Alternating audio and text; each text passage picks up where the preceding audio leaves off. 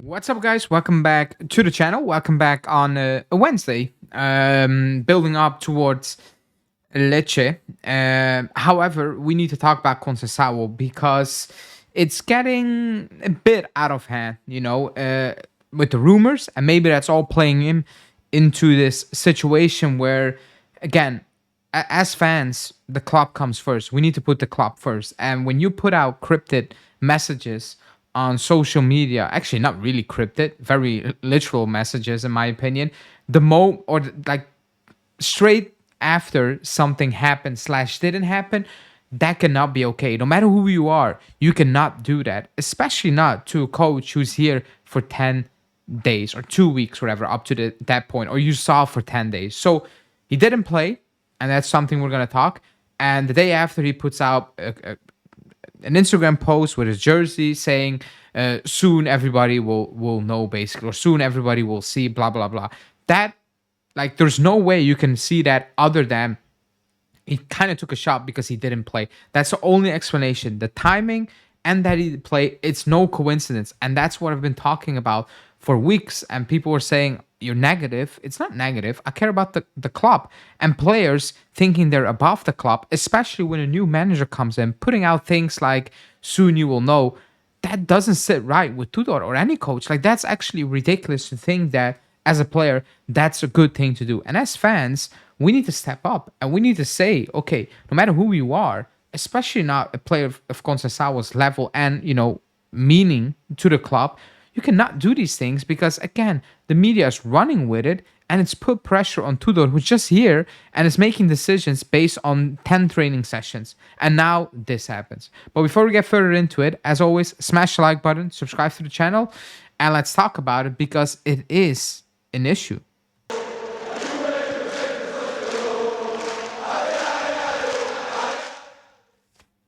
Okay, so when I say it's an issue, it's not really to say that he is a bad person and so on. However, it's an issue because Tudor is just here. Like, there's a lot of pressure already on the club and Tudor to perform, To add that even more is not needed. When players, again, I've said it, it comes down from the top. When players are comfortable in doing these things, putting those things out there, saying that they can do whatever they want.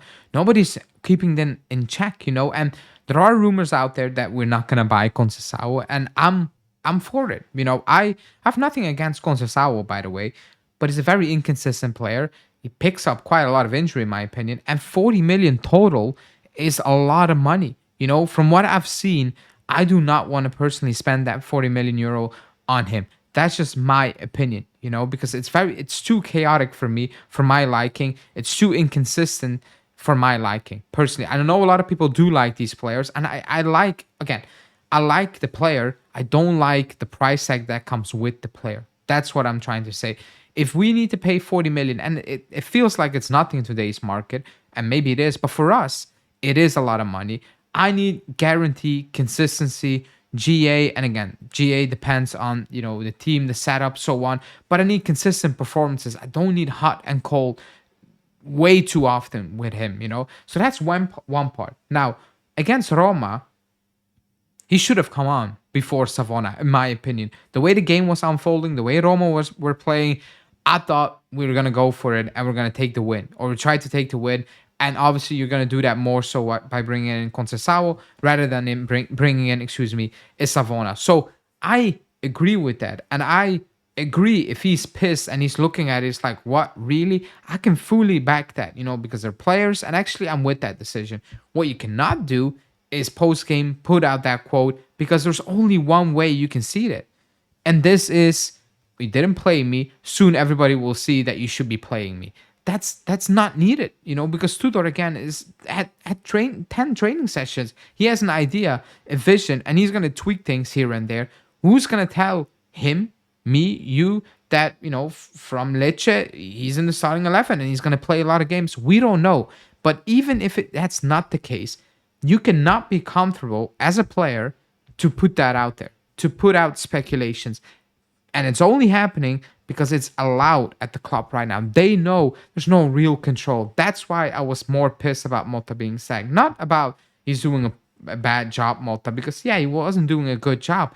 But I was more pissed about the fact that players are getting away with it because players feel they've won and they will do it again. I said it at the time, and they are doing it again. Those comments, excuse me, and those quotes are not by chance. Oh, it's you're looking into it too much. No, like he didn't play and he was tipped to play and he put out that statement. There's only one way everybody's going to see that post game. Like there's no other way. And he knows that. But I don't think that's okay. That shouldn't be okay. The club comes first always. And even if you're not playing, you shut up on social media.